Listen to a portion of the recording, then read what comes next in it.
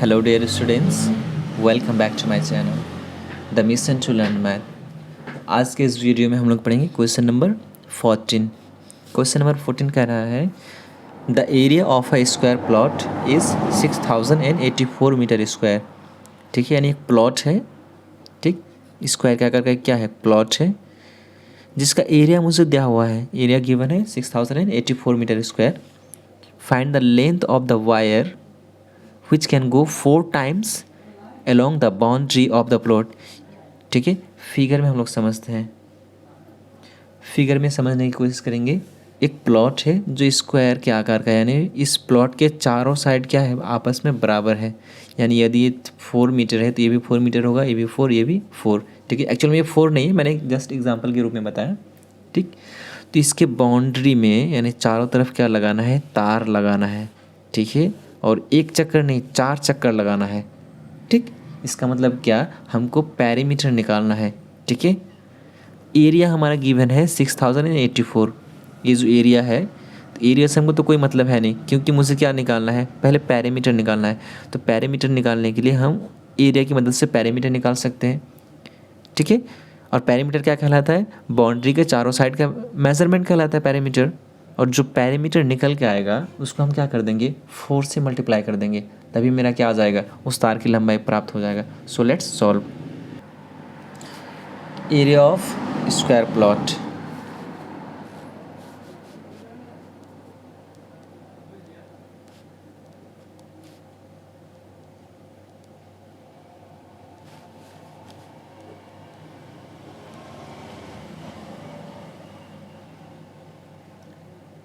this is the area।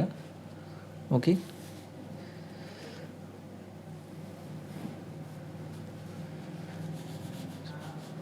now area is equal to 6084। क्योंकि मुझे क्या निकालना है, पहले एक साइड निकालना है। ठीक है, और एक साइड जब निकल के आ जाएगा उसको हम 4 से अगर मल्टीप्लाई कर देंगे तो मुझे पेरीमीटर प्राप्त हो जाएगा। ठीक है, फिर उसको एक बार 4 से मल्टीप्लाई करेंगे तो मुझे टोटल लेंथ प्राप्त हो जाएगा तार का, ध्यान दीजिए।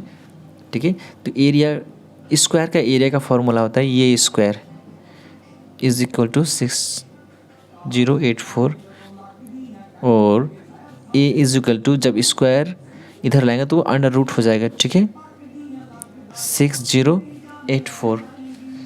चलिए, और अब मुझे क्या करना है, इसका रूट निकालना है। ठीक है, तो यहाँ आप लोग हम रूट निकालना सिखा देते हैं। ठीक है, क्या है, 6084। ठीक है, 2 3 जा 6, 2 0, 2 4 जाए 2 2 जा 4। ओके, फिर 2 से कट जाए क्योंकि लास्ट में क्या है, इवन नंबर है, यानी 15 2 1। ओके, अब ये 2 से नहीं कटेगा, अब 3 से देखते हैं। 3 5 जा 15, ख़त्म। 2 आएगा तो 0 हो जाएगा। यहाँ पर 0 कैसे आया, मैं आपको बता रहा हूँ। जैसे 3 5 जा 15 हो गया, 15 से 15 गया, कितना, 0 बचेगा। अब 2 को हम ऊपर से जब उतारेंगे तो 3 से ये डिवाइड नहीं होगा, तब 0 देंगे। ठीक है, तब 21 हो जाएगा। तो 3 7 जा 21, फिर ये 3 से लेते हैं। ठीक, 3 1 जा 3, 20 हो जाएगा। 3 6 जा 18, 27 हो जाएगा। 3 9 जा 27, फिर ये 3 से कट जाएगा। 3 5 जा 5, 1 मिनट, 3 से नहीं कटेगा, 4 से भी नहीं कटेगा, 5 से भी नहीं कटेगा, 6 से भी नहीं कटेगा क्योंकि इवन नंबर है। 7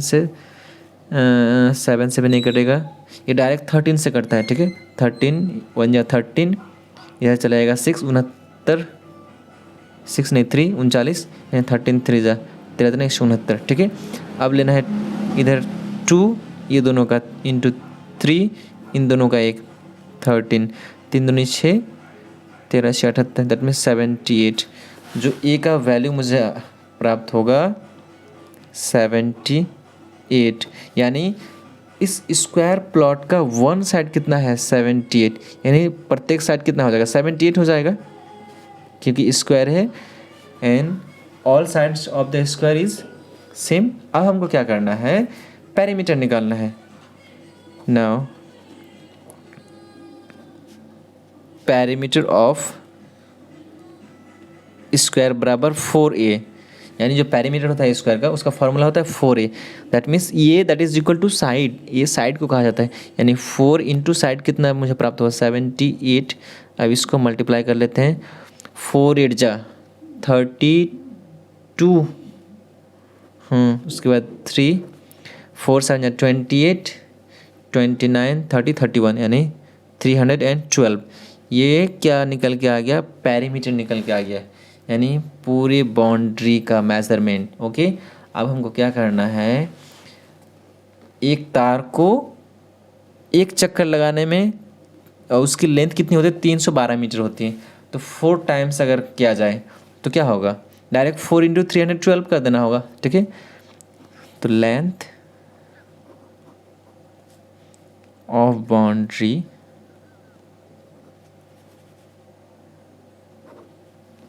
length of boundary 4 times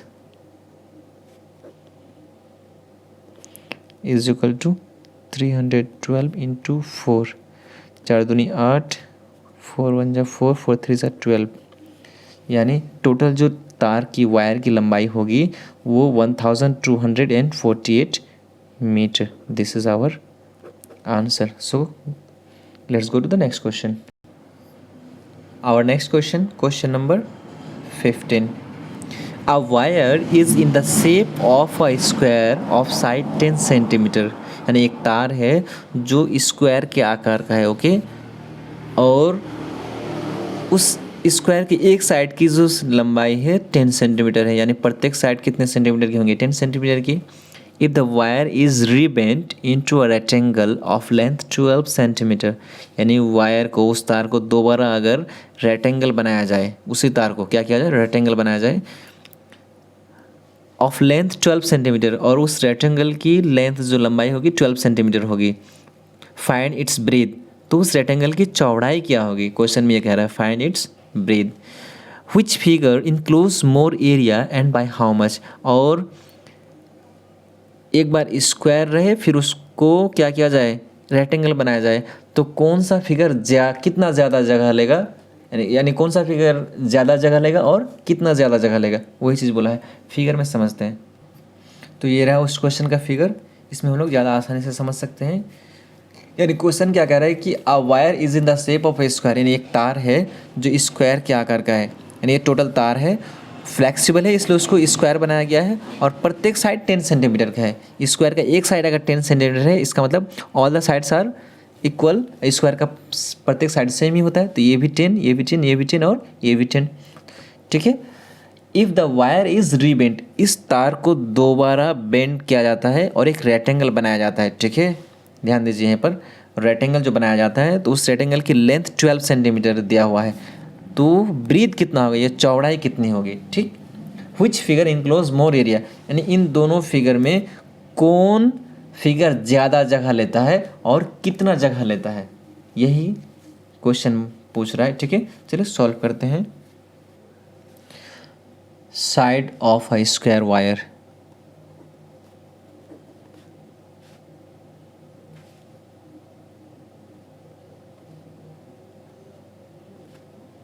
ten centimetre, so perimeter is equal to 4a is equal to 4 into 10, that means 40 centimetre क्या हो जाएगा, पेरीमीटर हो जाएगा। ओके, यानी साइड, ये कोई भी साइड का 4 गुना उसका पेरीमीटर कहलाता है स्क्वायर का। ठीक है, अब देखिए यहाँ पर पेरीमीटर, स्क्वायर का जितना पेरीमीटर होगा रेक्टेंगल का भी उतना ही पेरीमीटर होगा, क्योंकि जो तार की लंबाई कितनी है 40 सेंटीमीटर है। ठीक है, तो जब स्क्वायर को क्या किया जाता है, रेक्टेंगल बनाया जाता है, तो भी तार की लंबाई उतनी ही रहती है, इसलिए रेक्टेंगल और स्क्वायर दोनों का पेरीमीटर क्या रहेगा, सेम रहेगा, या पेरीमीटर ऑफ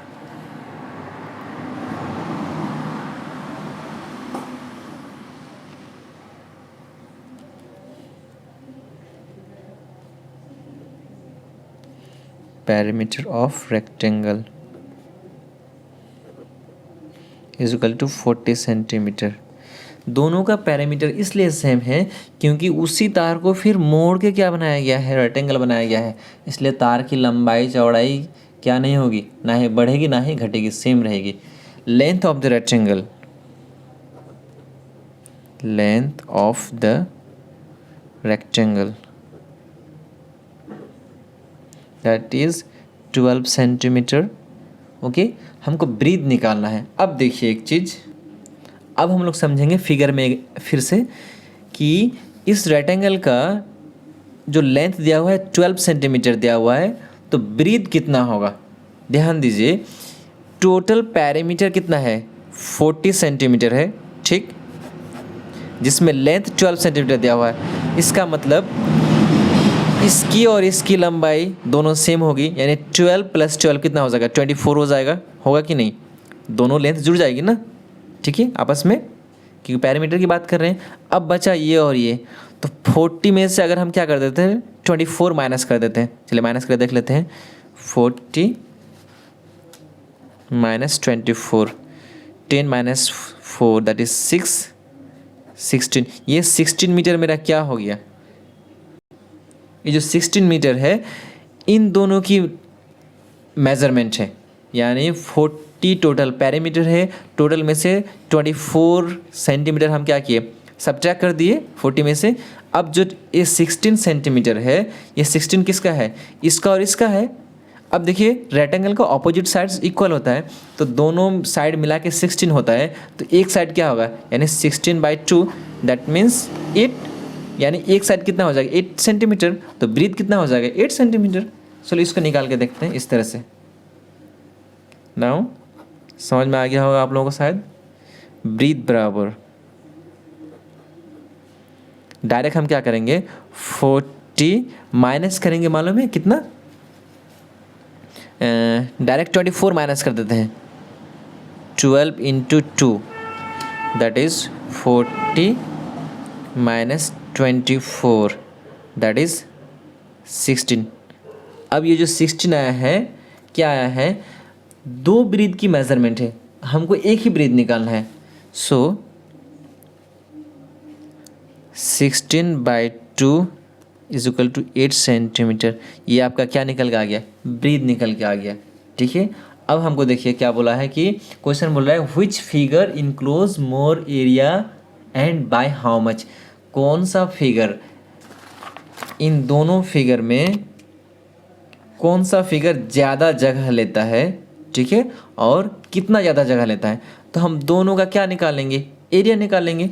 चलिए दोनों का हम एरिया निकालते हैं। तो सबसे पहले हम स्क्वायर का एरिया निकालेंगे, एरिया ऑफ द स्क्वायर। ध्यान दीजिए, एरिया ऑफ द स्क्वायर। तो स्क्वायर का एरिया क्या है, ये स्क्वायर, या फिर आप क्या बोल सकते हैं, साइड इंटू साइड, ये दोनों आपको बता दिए, ठीक है, ये आपका फॉर्मूला है। तो साइड मेरा क्या है, एरिया स्क्वायर का 10 सेंटीमीटर है, that means 10 × 10 equal to 100 centimetre square. ये किसका एरिया निकल के आ गया, स्क्वायर का। अब निकालेंगे हम रेक्टेंगल का, area of the rectangle, area of the rectangle.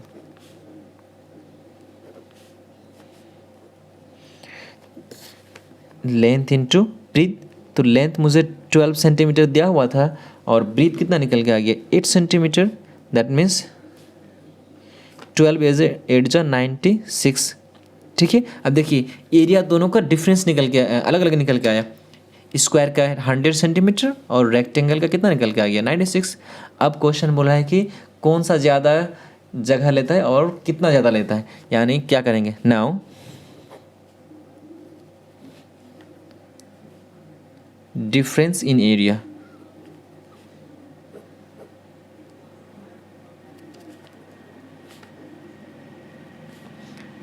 Is equal to 100 - 96 that is 4 centimetre square, यानी square has 4 centimetre more area. This is our answer. I hope you understood.